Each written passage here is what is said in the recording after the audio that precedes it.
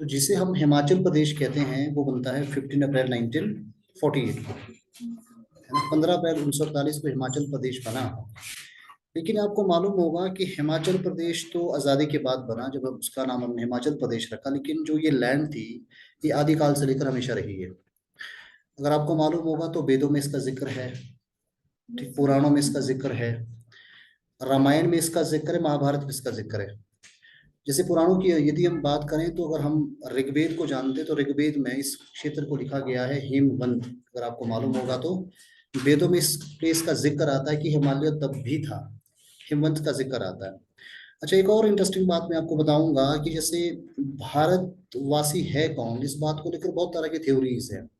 कुछ थ्योरीज ये कहती हैं कि हम अलग अलग इससे आए, मतलब प्लेसेस से आए। लेकिन सबसे एक्सेप्टेबल थ्योरी तो यही है कि हम आर्यन है ना। कुछ लोग कहते हैं कि शायद हम भारतवासी होंगे, हमेशा से यहाँ बसते होंगे। लेकिन जो सबसे ज्यादा एक्सेप्टेबल थ्योरी है कि हम भारत के नहीं थे, हम कहीं बाहर से आए हैं और हम आर्यन है। ये तो सब जानते हैं कि हम एक आर्यन है, आर्यन से ही हम आगे बढ़ते हैं। हमारा जो मूल ओरिजिन है वो आर्य के रूप में है, हम आर्यन रहे हैं। और आपको ये मालूम होगा कि सबसे ज्यादा जो एक्सेप्टेबल थ्योरी ये है कि हम जो है एशिया से आए, सेंट्रल एशिया से माइग्रेट होकर भारत आए हैं, ठीक है। और जो भारत के आदिकाल से निवासी थे उसे उन्हें कहा जाता था कुलारियंस को। अगर आपको ये पता होगा तो आर्य और जो कुलारियन के बीच में एक वॉर होता है। और ये तो हमने, अगर हमारे जो धार्मिक ग्रंथों में भी इसका जिक्र आता है, अगर आप इस बात को देखेंगे तो राक्षसों और जो आपके देवताओं के बीच में वॉर के बहुत एग्जाम्पल आपको मिल जाएंगे। तो भारत में जब आर्यन यहाँ पहुंचते हैं, अच्छा आर्यन क्यों आए, क्योंकि सेंट्रल एशिया की जो क्लाइमेटिकल कंडीशन बहुत खराब, वहाँ एग्रीकल्चर होता नहीं, एग्रीकल्चर नहीं होगा तो प्रोडक्शन नहीं होगा, तो आपको जिंदगी के लिए कुछ ना कुछ तो चाहिए। देखो, देखो जिंदगी जीने के दो ही ढंग है ना। या तो आप प्रोडक्शन कर सकते हैं तो आप जी सकते हैं, अगर आप प्रोडक्शन नहीं कर सकते तो आप उस चीज को बाय कर सकते हैं। दो ही तरीका है। या तो उत्पादन करेंगे तो आप मतलब अपना गुजारा पूरा कर सकते हैं, अगर आप प्रोडक्शन नहीं करते तो आपको खरीदना पड़ेगा। लेकिन सेंट्रल एशिया की जो क्लाइमेटिकल कंडीशन इस तरह की थी, अच्छा वो जमाना एक अलग जमाना था कि उस उन जमानों में इंपोर्ट एक्सपोर्ट का काम नहीं होता जैसे आज के जमाने में होता है। अगर आज हमारे पास हिमाचल प्रदेश में वीट का प्रोडक्शन नहीं होता है तो हम वीट को इंपोर्ट कर सकते हैं। अगर राइस का प्रोडक्शन नहीं होता तो हम राइस को इंपोर्ट कर सकते हैं। लेकिन वो जमाना ऐसा था कि उस समय ट्रांसपोर्टेशन की फैसिलिटी नहीं है। तो सेंट्रल एशिया की जो क्लाइमेटिकल कंडीशन थी बहुत खराब, तो उनके पास जिंदगी जीने का कोई ढंग नहीं है। उनके पास एग्रीकल्चर नहीं होगा तो आप लाइफ जी नहीं पाएंगे। उन जमानों में दो ही सोर्सेज है, या तो आप एग्रीकल्चर का प्रोडक्शन करते हैं तो आप जिएंगे, अगर नहीं करते हैं तो आपको लूटना पड़ेगा। You have to be warrior, आपको वॉरियर बनना पड़ेगा। जैसे अगर आपको मालूम होगा कि जितने भी भारत में मुसलमान आक्रमणकारी आए वो सब क्या थे, लुटेरे थे ना वो सारे। क्योंकि वहाँ की क्लाइमेटिकल कंडीशन, वहाँ कुछ होता ही नहीं है, वहाँ एग्रीकल्चर का प्रोडक्शन नहीं है। तो आपको अगर जिंदगी जीनी है तो आपको लूटना पड़ेगा। तो आर्यों के साथ भी ऐसा ही था, क्योंकि प्रोडक्शन वहाँ होता नहीं है, क्लाइमेटिकल कंडीशन बहुत खराब चल रही है, तो उनको जाहिर सी बात है आगे बढ़ना पड़ा। और उनको मालूम है कि अगर हम प्रोडक्शन नहीं कर सकते तो हमें वॉर के द्वारा, जो है बल के द्वारा, वो सारी चीजें हमें लूटनी पड़ेगी। आर्य ने यही किया, जो थ्योरी है। बाकी सच क्या है तो कोई नहीं जानता। अब आर्य जो है भारत आए और भारत में बसने वाले निवासियों को कहते थे कोलारियंस। अब दोनों पक्षों के बीच में वॉर होता है, ठीक है। तो इसका ये मतलब है, मैं यहाँ पूरी कहानी आपको नहीं सुनाऊंगा, सिर्फ मैं इतना बताना चाहता हूँ कि हिमालय तब भी जिंदा था। जहां तक हमारा इतिहास पहुंच पाया, अभी तक पहुंच पाया है, उस समय में भी जिक्र है कि हिमालय तब भी था। तो इसका ये मतलब है कि जिस लैंड में हम रहते हैं, हम तो हिमालयन लैंड में रहते हैं। हिमाचल मतलब हिमालय है, मतलब हिमाचल का मतलब ये है कि हिमालय की गोद में बसे हम लोग। हिमा हिम जमा आंचल का मतलब आपको पता है कि एक लैप होता है। तो इसका मतलब है कि हिमाचल प्रदेश जो है एक हिमालयन लैंड का हिस्सा रहा है। और आपको हिमालय के बारे में अगर आपने ज्योग्राफी पढ़ी होगी तो आपको मालूम है सबसे ज्यादा जो फ्रेजाइल लैंड है भारत की वो हिमालय है। और इसकी शेप चेंज हो रही है, लगातार चेंज हो रही है। हिमालय जैसा 1,000 साल पहले रहा होगा वैसा आज नहीं है, और 1,000 साल के बाद भी वैसा नहीं होगा, क्योंकि हिमालय की जमीन में सबसे ज्यादा ग्रोथ है। तो इसका ये मतलब है कि हिमालय आदिकाल से था, और इस जमीन पे, जिस जमीन पे हम लोग रहते हैं, ये प्लेस हमेशा से जिंदा रहा है। ऋग्वेद में इसका जिक्र, जैसे मैंने शुरू में ही आपको बताया। और ऋग्वेद में जब आर्य और कुलारिन के बीच में वॉर हुआ होगा, तो आपको पता है कि वॉर में हमेशा वो कौम जीतती है जिसके पास क्या टेक्नोलॉजी होती है। अगर टेक्नोलॉजी आपके पास नहीं होगी तो वो कौम जीत नहीं सकती। तो जब आर्यों और अनार्यों के बीच में जब वॉर हुआ, अनार्य में यहाँ कह रहा हूँ कुलारियंस के लिए, जब आर्यों के साथ उनका वॉर हुआ तो उनके पास टेक्नोलॉजी नहीं थी। अब आर्यों के पास ऐसा क्या था, आर्यों के पास क्या था, आर्यों के पास तो घोड़ा था, हॉर्स।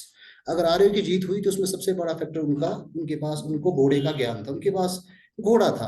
अब घोड़ा, आज के जमाने में अगर आपके पास घोड़ा, किसी के पास गाड़ी है, तो कौन जीत रहा है? गाड़ी वाला जीतेगा। उस जमाने में एक के पास घोड़ा, दूसरे के पास घोड़ा नहीं, वो तो, वो क्या करते हैं, वो तो बेसिकली पैदल सेना है। तो जीत किसकी होनी थी? आर्यंस की जीत होनी थी। तो जब दोनों के बीच में वॉर हुआ तो फाइनली जीत किसकी होती है? आर्यन की जीत होती है। तो इसका ये मतलब, अच्छा, आर्य जब भारत आए तो आए कैसे? हिमवंत पर्वत का नाम आता है कि उन्होंने हिमवंत जो पर्वत को पार किया, उसको पार करने के बाद भारत पहुंचते हैं। ये हिमवंत क्या है? हिंदू कुश, हिंदू कुश का नाम सुना होगा आपने। हिमालय की जो सबसे ऊंची जो रेंज है, दैट इज हिमवंत, इसको हिंदू कुश कहा जाता है। तो इसका ये मतलब है कि हिमालय तब भी जिंदा था, तब भी जिंदा था। तो ये जो हमारी हिमाचल प्रदेश की लैंड है, ये आदिकाल से लेकर हमेशा से रही है।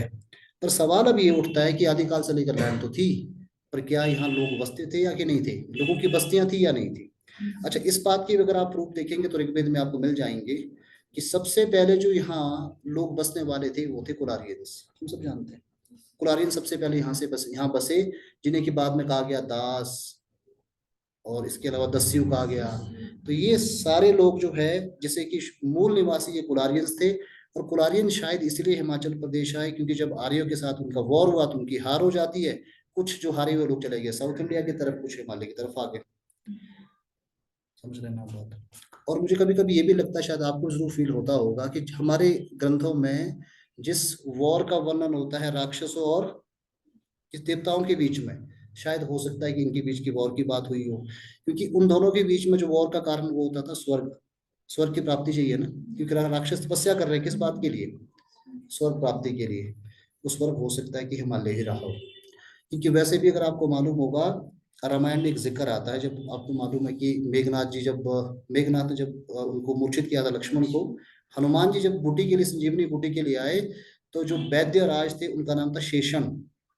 तो शेषन ने उनको कहा था हनुमान जी को कि जब हिमालय जाओगे तो आपको बूटी का पता करना बहुत मुश्किल होगा, क्योंकि उस बूटी की रक्षा करने वाले असंख्य गंधर्व और देवता है। तो इसका ये मतलब है कि हिमालय में हमेशा से देवताओं का वास रहा है। और अगर आपको मालूम होगा कि Himalaya is the land of lord Shiva, Shiv बसते कहाँ है? हिमालय में। तो आपको मालूम है ना, कैलाश कहाँ है? हिमालय में है। तो इसका ये मतलब हुआ कि हिमालय हमेशा से एक ऐसी जगह रही है जहाँ लोगों का निवास स्थान रहा है। तो हिमाचल प्रदेश आदिकाल से लेकर हमेशा में रहा है। और उसका जिक्र जो है ऋग्वेद में भी है, पुराणों में भी जिक्र आता है। अगर पुराणों की आप बात करें तो पुराणों में गंधर्व, सॉरी, पुराणों में बात करें तो वायु पुराण में उसका जिक्र है, विष्णु पुराण में हिमालय का जिक्र आता है। तो अनेकों अनेक जो पुराण है वो बताता है कि हिमालय में तब कोई ना कोई बस्ती जरूर थी। अब इसके अलावा एक और चीज अगर आपको याद होगी, फिर जमाना आता है पुराणों का। पुराणों के जमाने में हमारे अनेकों अनेक मनुष्य हुए, जिसमें कि आपके ऋषि वाल्मीकि हुए, व्यास ऋषि हुए, वशिष्ठ ऋषि हुए, जमदग्नि ऋषि हुए। ये सारे के सारे जो ऋषि थे, प्लेन से छोड़कर हिमालय में आके बसे, क्योंकि यहाँ उन्होंने आकर मेडिटेट किया। इसका भी आपको जिक्र मिलता है हिमाचल प्रदेश में। जो प्लेसेस आप देखेंगे, जैसे मंडी का, जैसे बिलासपुर जो नाम है वो ब्यास के नाम पे ही पड़ा है, अगर आपको मालूम होगा तो। शुरू में पहले ब्यासपुर था। ब्यासपुर का मतलब होता है कि जहाँ ऋषि ब्यास का कभी घर रहा होगा, वो ब्यासपुर बाद में बिलासपुर हो गया। तो इसका ये मतलब है कि पौराणिक काल में भी ऋषि मुनि हिमाचल प्रदेश में बसते थे। तो हिमाचल प्रदेश जिसे आज हम कहते हैं, ये देवी देवताओं की भूमि आज से नहीं है, आदिकाल से। हिमालय, जैसे मैंने कहा, it's a land of God, क्योंकि लॉर्ड शिवा का यहाँ निवास हमेशा से रहा है। अच्छा, अब हिमाचल प्रदेश में सेटलमेंट की शुरुआत कैसे होती है, इस बात को हम समझेंगे। अगर हम इतिहास को सच माने तो इतिहास ये कहता है कि सबसे पहले हम कुलारिन आके बसे। कुलारिन इसलिए आके बसे क्योंकि आर्यन ने जो गंगेटिक प्लेन्स का पूरा हिस्सा था, इसको अपने इसमें कब्जे में ले लिया। तो कुलारिन के पास कुछ बचा ही नहीं। जब आर्यंस वहां तक आए तो कुलारियंस को यहाँ भाग कर आना पड़ा, पहाड़ों में बस के। वही बाद में नाग यक्ष, आप इनको कुछ भी कह सकते हैं, वही सब हो गए। अब धीरे धीरे करके क्या हुआ, देखो, तो आपको मालूम है ना कि जब हमारी आबादी बढ़ती, पॉपुलेशन बढ़ती, तो जमीन कम हो जाती है। ऐसा होता है। तब जब हमारी आबादी बढ़ती है तो हमें और क्षेत्रों की आवश्यकता होती है, क्योंकि आबादी बढ़ जाती है। तो आर्य के साथ भी जब ऐसा हुआ, अगर आपको, आपने हिस्ट्री पढ़ी होगी तो आपने जरूर देखा होगा, उत्तर जो आपका वैदिक काल था, उस पीरियड तक आते आते आर्य की जो पॉपुलेशन थी अचानक से बढ़नी शुरू हो गई। अब अचानक से बढ़नी शुरू हो गई तो उनके लिए और उनको लैंड की आवश्यकता थी। अब लैंड कहाँ से मिलेगी आपको? तो उन्होंने क्या कर दिया कि हिमालय की तरफ आक्रमण करने शुरू कर दिए। जब हिमालय की तरफ आक्रमण हुए तो यहाँ जो जातियां पहले बसती थी उनके साथ उनका आमना सामना हुआ और उसमें उनकी आर्यों की जीत हो जाती है और हमारे जो कुलारियन लोग थे उनकी हार हो जाती है। तो इस तरह से सेटलमेंट होना यहाँ शुरू हो जाता है। तो मूल निवासी जो हिमाचल प्रदेश के थे वो कुलारियंस थे, उनको आप दास कह सकते हैं, दस्यु कह सकते हैं। उसके बाद नाग, यक्ष, गंधर्व, ये सभी लोग हिमाचल प्रदेश में बसते थे। ठीक है, और उसके बाद हुआ क्या कि फिर जैसे आर्यन यहाँ आए तो आपको पता है कि आर्यन ने उन सबको डिफीट किया। डिफीट किया तो आपको पता है कि जब भी दुनिया में जो कौम हारती है ना, ये तो आपको मालूम होगा, सबसे ज्यादा अत्याचार किस पे होता है? जब भी वॉर होते हैं, आपने इस बात को देखा होगा, तो सबसे ज्यादा अत्याचार होते हैं औरतों के ऊपर। सबसे ज्यादा इतिहास गवाह इस बात का, चाहे वर्ल्ड वॉर हुआ हो, चाहे दो कंट्री के बीच में कभी भी वॉर हुआ, सबसे ज्यादा अगर शोषण हुआ है तो महिलाओं का होता है। तब भी ऐसा हुआ होगा, पूरी पूरी संभावना है। तो पूरी पूरी संभावना है, जो एक नई नस्ल पैदा होके आई उसे हम कहते हैं खश। नई नस्ल का नाम खश है। मूल वो आर्यन है, मूल वो आर्य थे, लेकिन जो नई नस्ल पैदा हुई वो नस्ल हमारी कौन सी है? वो खश हो गई, नई नस्ल। तो वहां से शुरुआत होती है जी हमारी। ये है हिमाचल प्रदेश। तो ये खश लैंड है। और अगर आपको मालूम होगा, रोड में एक गांव पड़ता है खशधार आज भी, अगर आपको मालूम होगा, ये गांव का नाम ही खशधार है। तो मतलब ये रीजन जो पूरा खशों का रीजन रहा है।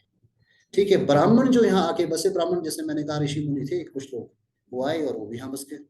ठीक है, ब्राह्मणों की शुरुआत यहाँ इस तरह से होती है। राजपूतों की शुरुआत का मैंने बता ही दिया कि वो आर्यंस है। देखो क्या होता ना, ये आपने जरूर देखा होगा, जब भी आपने वॉर कहीं होता है, दो तरह के होते हैं कि वॉर में जो कमजोर पार्टी होती है, या तो वो हार अपनी एक्सेप्ट कर ले, स्वीकार कर ले और उनकी जो गुलामी स्वीकार कर ले। जो नहीं कर सकता उसकी क्या हो उसको फिर क्या कर लेते, मार देते हैं। तो उस समय भी ऐसा ही हुआ कि जो कुलारियंस थे, आर्यन के कंट्रोल में आए, वो आर्य और कुलारियन मिलकर हो गए खश। तो इस तरह से यहाँ विकास, इस तरह से मतलब शुरुआत यहाँ होती है। तो पहली जो जाति, जो यहाँ सभ्यता का विकास हुआ, वो खशों से यहाँ शुरुआत होती है। अच्छा, ये खश जो है दे आर द राजपूत। और अगर आपको बताया कि हमारे ग्रंथों में भगवान कृष्ण भी कहते हैं कि जो लोग हैं वो उनका तीन तरह के लोग होते हैं। एक तामसिक होंगे, दूसरे आपके राजसिक होते, तीसरे होते सात्विक। मतलब एक व्यक्ति के अंदर तीनों तरह की प्रकृति हो सकती है। कोई मतलब अगर व्यक्ति में हम भेद देखें तो तीन तरह के लोग हो सकते हैं। कोई व्यक्ति सात्विक हो सकता है, कोई व्यक्ति तामसिक हो सकता है, और कोई व्यक्ति के रजस हो सकता है। देखो, सात्विक का मतलब है कि जिसको इंटेलेक्चुअल चीजों में ज्यादा अच्छा लगता है, पढ़ना, सब चीजें, वो आदमी सात्विक उसको मान सकते हैं। तामसिक व्यक्ति हुआ है जो किसी को मार सकता है। He wants to gain the things by force. वो बल के द्वारा चीजों को हासिल करने में विश्वास रखता है। तो वो कौन सा व्यक्ति हो गया? तामसिक व्यक्ति। तीसरा व्यक्ति होता है रजस, जो कि ले दे के चीजों में विश्वास रखता है। That is business. आप समझ रहे हैं? तो ये भगवान कृष्ण भी कहते हैं कि तीन तरह के लोग हैं। और भगवान कृष्ण जब अर्जुन से कहते हैं कि तू क्षत्रिय है, क्षत्रिय का स्वभाव होता है बल, तो हिमालय में जा ही नहीं पाएगा, ये पॉसिबल ही नहीं है। तू ब्राह्मण नहीं है, तू क्षत्रिय है। तो वो खश कौन थे? क्षत्रिय। अब क्षत्रिय का स्वभाव होता है कि उनको लड़ने को चाहिए कुछ ना कुछ। आज नहीं लड़े तो कल लड़े, लेकिन स्वभाव है लड़ने को कुछ ना कुछ चाहिए। बहस होगी, झगड़ा होगा, जब तक नहीं होगा तब तक उनको चैन नहीं आएगा। ऐसा होता है क्षत्रिय के साथ। ऐसा होता है कि नहीं होता है? होता है ना, कुछ ना कुछ चाहिए। मतलब वो पीसफुल नहीं बैठ सकते, स्वभाव है ना आपका, वो पीसफुल नहीं बैठ सकते। They need something. अगर कोई मैटर नहीं भी है तो मैटर क्रिएट कर लेंगे। अगर मैटर नहीं है तो क्रिएट हो जाएगा मैटर। तो ऐसा ही खशों के साथ था। तो जब खशों का एक गांव हुआ, तो गांव के अंदर दो लोग हो गए कि भैया राज मेरा होना चाहिए, दूसरा कहता कि राज तो मेरा होगा। ऐसा नहीं हो सकता। हालांकि सब कुछ ठीक चल रहा है, लेकिन मैंने कहा ना, क्षत्रिय का स्वभाव है, स्वभाववश वो शांत नहीं बैठ सकते। अब दो दोस्तों, दोनों दोस्त थे, लेकिन आगे जाके में वॉर शुरू हो गया। इस तरह से दूसरा गांव बना, छोटे छोटे कुनबे बनने शुरू हो गए। और कुनबे जब बड़े हो गए, उसे हम कहते हैं महाजनपद का कॉन्सेप्ट आया। उनका एक राजा हो गया, एक हेड हो गया। तो इस तरह से हिमाचल प्रदेश में अलग अलग जगहों पे सभ्यता का विकास होना शुरू हो गया। और अगर हम पाणिनि की बातों पे विश्वास करें तो हिमाचल प्रदेश में तब के जमाने में चार कुनबे थे। उदुम्बरा, जो कि आपका नूरपुर से लेकर पठानकोट तक फैला हुआ पूरा क्षेत्र है। दूसरा आपका त्रिगर्त, जो कि कांगड़ा वाला पूरा क्षेत्र है। तीसरा आपका कुलूता, जो कि कुल्लू वाला हिस्सा आज के टाइम में है। और चौथा था कुलिंद, जो कि आपका कैसे देहरादून से लेकर सिरमौर शिमला तक फैला हुआ पूरा का पूरा एरिया था। तो ये है हिमाचल प्रदेश। इस तरह से हिमाचल प्रदेश में धीरे धीरे करके सभ्यता का विकास होना शुरू हो जाता है। अब क्या हुआ कि अब हिंदू धर्म के अंदर बहुत प्रॉब्लम्स है, आज भी है, बहुत दिक्कत है। हिंदू धर्म में सबसे बड़ी दिक्कत तब हुई जब यहाँ कास्टिज्म बहुत ज्यादा स्ट्रिक्ट हो गया। ठीक है, हिंदू धर्म में जब तक कास्टिज्म जो है एक ऑक्यूपेशन की चॉइस हुआ करती थी तब तक सब ठीक ठाक रहा, लेकिन जब हिंदू धर्म के अंदर कास्टिज्म बहुत स्ट्रिक्ट हो गया उसके बाद हिंदू धर्म के अंदर दिक्कतें आनी शुरू हो गई। क्योंकि ब्राह्मणों को तो लगाना कि ब्राह्मण कहते थे कि हमारा काम तो है पूजा पाठ करना पढ़ना, तो हम क्यों करें वॉर। अगर कोई आक्रमण हो रहा है तो जो ब्राह्मण है वो तो बिल्कुल सपोर्ट करने को तैयार नहीं है। ठीक है, क्षत्रियों की सबसे बड़ी प्रॉब्लम क्या है कि उनमें ईर्ष्या बहुत ज्यादा है। अगर दूर गांव पे आक्रमण हो गया तो इस गांव का आदमी सपोर्ट करने को तैयार ही नहीं है, कि बोलते हैं कि आक्रमण तुम्हारे गांव पे, हम क्यों सपोर्ट करें। तो जब मुसलमानों के आक्रमण हुए तो हिंदुस्तान का जो क्षत्रिय वर्ग था वो आपस में बहुत बटा हुआ है। जैसे मैंने कहा कि गांव गांव में फूट है आपस में। जो ब्राह्मण वर्ग है उनका इस बात में कोई टेस्ट नहीं, उनको पता है कि मुझे तो अपना पठन पाठन का काम करना, धर्म कर्म के काम करने, मेरा तो काम ही नहीं है, तो मैं क्यों सपोर्ट करूँ। आपको मालूम है ना कि जैसे कुछ कुछ कंट्रीज में आज ये कॉन्सेप्ट है कि हर व्यक्ति को डिफेंस फोर्सेस को ज्वाइन करना पड़ेगा, जैसे रूस में भी होता है, रशिया में भी है। इसीलिए ये कॉन्सेप्ट दुनिया भर में हुआ कि कोई ऐसी कौम, कमजोर कौम पैदा ना हो कि कल को वो कहे कि मैं तो वॉर में जाऊंगा ही नहीं, जैसे हमारे देश में होगा। जैसे ब्राह्मणों ने कहा कि मेरा काम तो पठन पाठन है, मैं क्यों वॉर करूं। और जो वैश्य कौम थी, जो बिजनेस क्लास थी, उन्होंने कहा कि हमारा काम तो ट्रेड करना है, हम क्यों वॉर करें। और जो क्षत्रिय वॉर करेगा वो आपस में बहुत बटे हुए ग्रुप्स में, हम डिफीट हो गए, हम डिफीट। ऐसा कहते हैं कि जब गौरी गजनबी के आक्रमण सोमनाथ मंदिर के ऊपर हुए, कहते हैं कि ब्राह्मणों को पता था कि हाँ एक आदमी आया है मुसलमान, लेकिन ब्राह्मणों ने कहा कि हमारा काम तो पूजा पाठ करना है, भगवान खुद खुद आके जो जो ये जो मंदिर है इसकी रक्षा खुद करे। तो ब्राह्मणों ने मतलब वॉर करने से बिल्कुल इनकार कर दिया। तो यही कारण था कि हमारे देश पे मुसलमानों का आक्रमण हुआ, क्योंकि हमारी कास्टिज्म जो है बहुत ज्यादा स्ट्रिक्ट हो चुका था। अगर आपको मालूम होगा गुप्ता पीरियड होते होते भारत में जो कास्टिज्म का जो प्रॉब्लम था वो बहुत ज्यादा स्ट्रिक्ट हो चुका था। अब मुसलमानों के आक्रमण हुए। अब मुसलमानों के आक्रमण के बाद के आक्रमण तक, ये जो इससे पहले मैंने आपको बताया कि चार कुनबे हिमाचल प्रदेश जो वर्तमान का है, तब ये चार कुनबों में बटा हुआ हुआ करता था। अब उसके बाद कोई जानकारी उपलब्ध नहीं कि चार कुनबे कहाँ चले गए, इनका पतन हुआ, इनका नाश हो गया, यह बाद तक भी जिंदा रहे, इनके बारे में कोई जानकारी नहीं है। अब जब मुसलमानों के आक्रमण हुए, अगर आपको मालूम होगा गजनबी का जब आक्रमण हुआ तो गजनबी का तो एक ही काम था, लूटना। वो कभी भारत में रहा नहीं। अगर आपको मालूम होगा 1000 से लेकर 1009 तक उसने 17 टाइम आक्रमण भारत पे किए। और अंतिम आक्रमण जब उसका हुआ तो उसने हमारे यहाँ जो आपको पता कांगड़ा में भी आक्रमण कर लिया। ठीक है, अगर आपको मालूम होगा तो लूटना। अब सोचो ना कि इस देश पे लोग लूटने आते थे तो मतलब कितना समृद्ध देश रहा होगा हमारा। अब कोई आदमी लूटने तो वहीं जाएगा जहाँ कुछ होगा। जिस देश के पास होगा वहीं तो लोग लूटने जाते जाएंगे।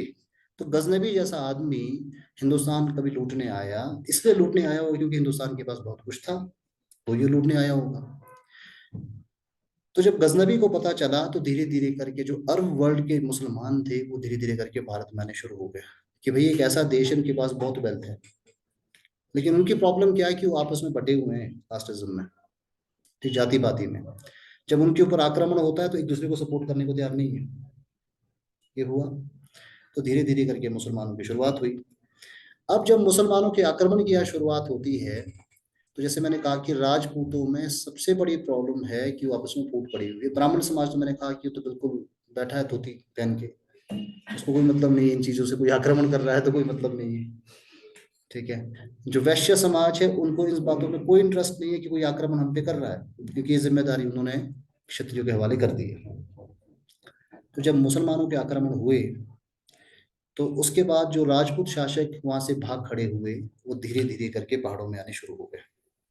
देखो दो ही रास्ते होते हैं ना, कि या तो आप जंग में हैं तो सामने खड़े हो जाओ, अब हो सकता है आपकी मौत भी हो जाए। जो वीर होगा वो तो वॉर में जाएगा, लेकिन जो कायर होगा वो जान बचा के आएगा।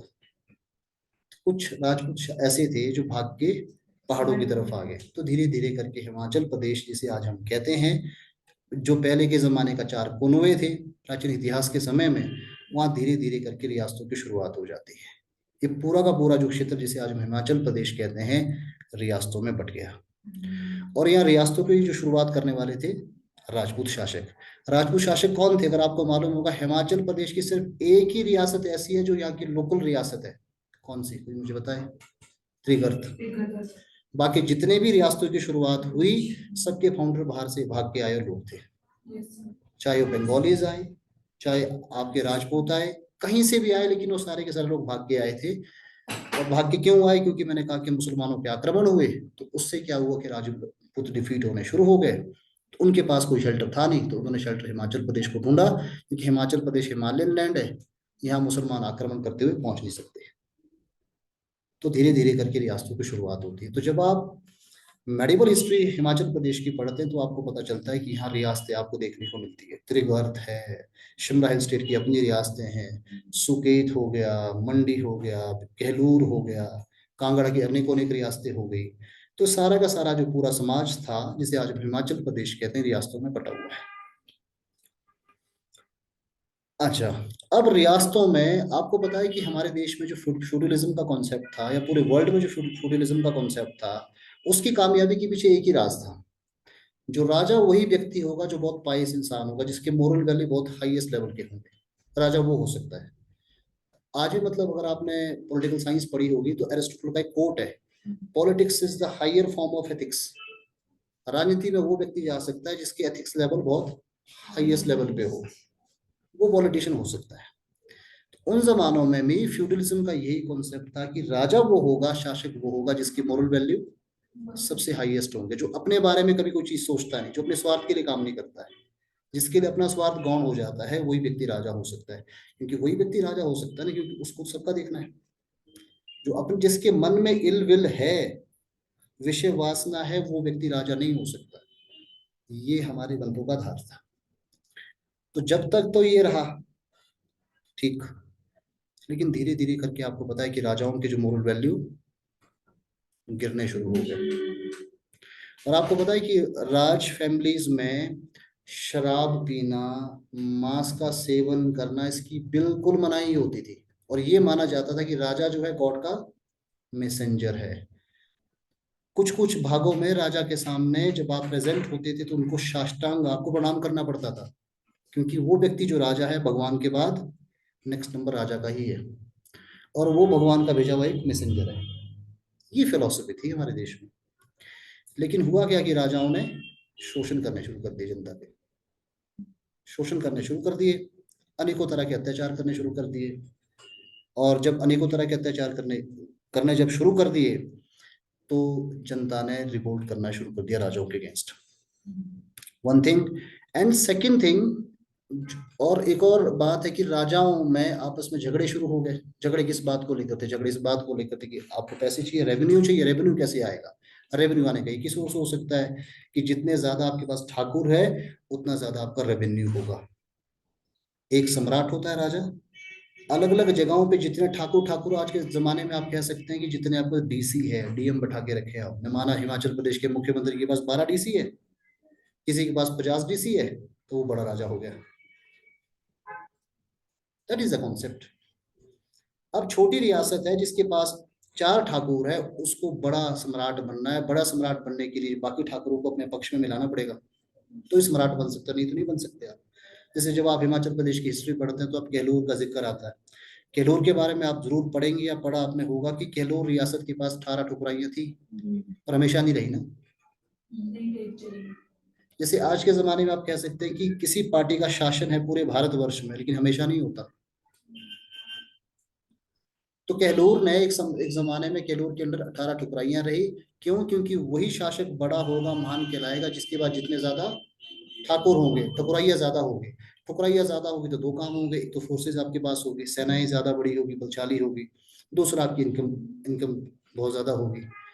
तो ये जो दो तरह की बुराइयां आनी शुरू हो गई, एक तो एक्सपेंशन की पॉलिसी की जब शुरुआत की राजाओं ने, दूसरा मैंने कहा कि उनकी जो मोरल वैल्यू का डाउनफॉल होना शुरू हो गया, उससे झगड़े बढ़ने शुरू हो गए, उससे तकलीफें होनी शुरू हो गई। तकलीफें होनी शुरू हो गई। तो अब तकलीफें इतनी ज्यादा बड़ी हो गई, और आपको पता है कि हमारे देश में कहावत चलती है कि अगर भाई भाई का झगड़ा हो, उसमें लाभ हमेशा तीसरे को मिलता है। ऐसा ही यहाँ पे भी हुआ।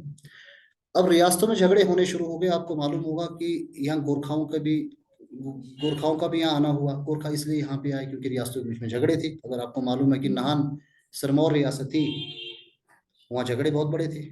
अब झगड़े को सॉर्ट आउट करने के लिए हमने हमेशा किसी तीसरे पे ज्यादा विश्वास किया कि दूसरा आदमी आएगा और हमारी प्रॉब्लम को सॉल्व करेगा। कभी ऐसा होता नहीं है। होता है जब भी कभी फैमिली प्रॉब्लम हो, अगर कोई बाहर के आदमी को हम इन्वॉल्व करते हैं तो उससे झगड़ा और ज्यादा बढ़ता है, ना कि झगड़ा कम होता है। ऐसा ही हुआ। तो सिरमौर रियासत से शुरुआत होती है गोरखाओं की। अब गोरखाओं ने यहाँ धीरे धीरे करके शासन करना शुरू कर दिया। शिमला हिल स्टेट की सारी रियासतों को रौंद डाला।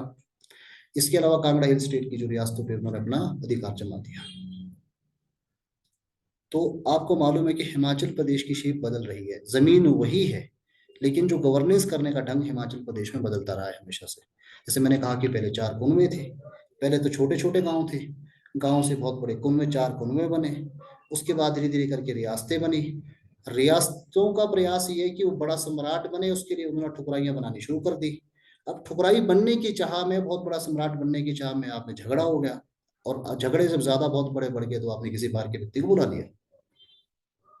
बाहर के व्यक्ति को जब आपने बुलाया तो उसने आप पर अधिकार कर लिया। गोरखाओं की ऐसे हिमाचल प्रदेश में एंट्री होती है। अब गोरखाओं की एंट्री हुई तो आपको मालूम है ना कि बुलाया तो था हमने उनको इसलिए कि हमारी हेल्प करेंगे, लेकिन उल्टा उन्होंने आके हमको कंट्रोल कर लिया।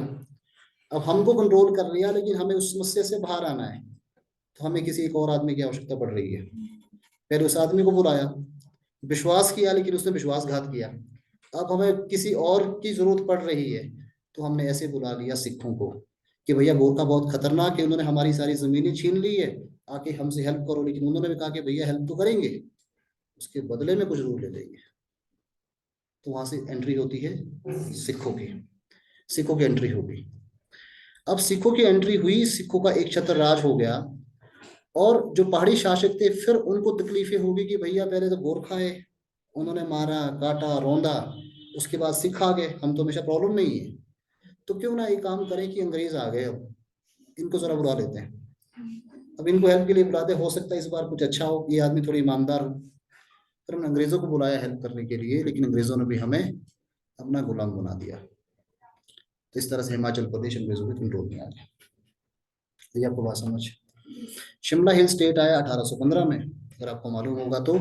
कांगड़ा हिल स्टेट का जो पूरा एरिया था 1846 में, ये पूरा का पूरा 1846 में ये अंग्रेजों के कंट्रोल में आ गया।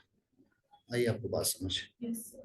अच्छा, अंग्रेज बड़े स्मार्ट लोग थे, स्मार्ट पीपल्स, है ना। Smart people not from the body, from brain, दिमाग से बहुत स्मार्ट थे वो लोग। उन्होंने शिमला हिल स्टेट की सभी रियासतों को एज इट इज रखा। उन्होंने कहा राजाओं को, भैया राज करो, आराम से खुल के राज करो, हमें कोई दिक्कत नहीं है आपसे, बट हमारी 2 शर्तें हैं आपके साथ। पहली शर्त है कि आप ना विकास नहीं कर रहे। विकास करना चाहिए आपको, डेवलपमेंट नहीं कर रहे हैं आप। तो डेवलपमेंट करने के लिए आपको रोड चाहिए, रोड बनाओ ना सबसे पहले तो आप। तो भाई हम आपके साथ है, शासन आपको करना है, रियासत आपकी होगी, हमारा कोई इंटरफेयर नहीं होगा, बट आपको मॉडर्नाइजेशन लाना है अपने काम करने के तरीके में। तो बोला मॉडर्नाइजेशन क्या होता है? मॉडर्नाइजेशन होता है रोड्स, मॉडर्नाइजेशन होता है स्कूल्स। स्कूल्स बनाओ, रोड बनाइए, विकास करिए। अंग्रेजों को मालूम था कि उनको एक बहुत बड़ा मार्केट प्लेस चाहिए, उनको अपना जो प्रोडक्ट है उसको बेचना है, और उस प्रोडक्ट को बेचने के लिए लोगों की रीच बाजार तक होना जरूरी है। उसके लिए रोड चाहिए, उसके लिए एजुकेशन चाहिए। तो उन्होंने शुरुआत कर दी। तो शिमला हिल स्टेट की जो रियासत है वो 1815 से लेकर 1947 तक रही।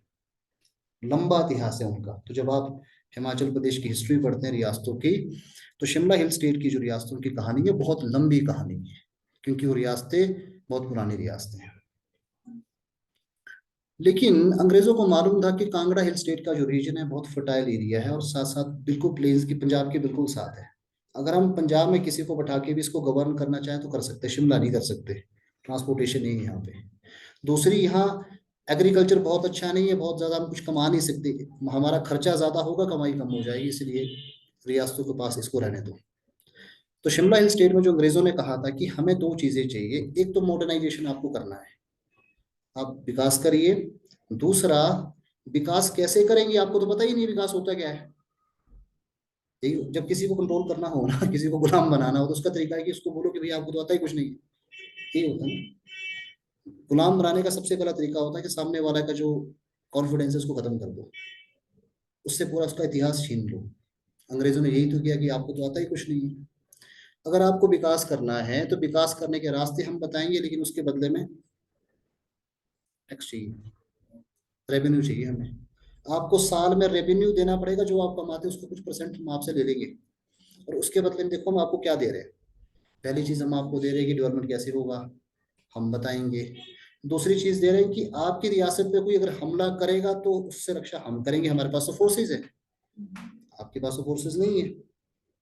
और तीसरी बात है कि अगर आपकी रियासत में प्रोडक्शन भी नहीं हो रहा है तो कोई बात नहीं, हमारे पास तो सामान पड़ा है, हमने तो एक बहुत बड़ा बाजार बना दिया है। ठीक है। तो ब्रिटिश रूल की शुरुआत होगी शिमला हिल स्टेट में। इससे क्या हुआ कि इकोनॉमी सीधी सीधी अंग्रेजों ने अपने कंट्रोल में ले ली। मार्केट मार्केट सीधा अंग्रेजों के हाथ में आ गया, और जो शासक है उसके पास सिर्फ एडमिनिस्ट्रेशन है। और ऐसा राजा जिसके पास इकोनॉमी नहीं है, वो एडमिनिस्ट्रेशन कैसे चला सकता है?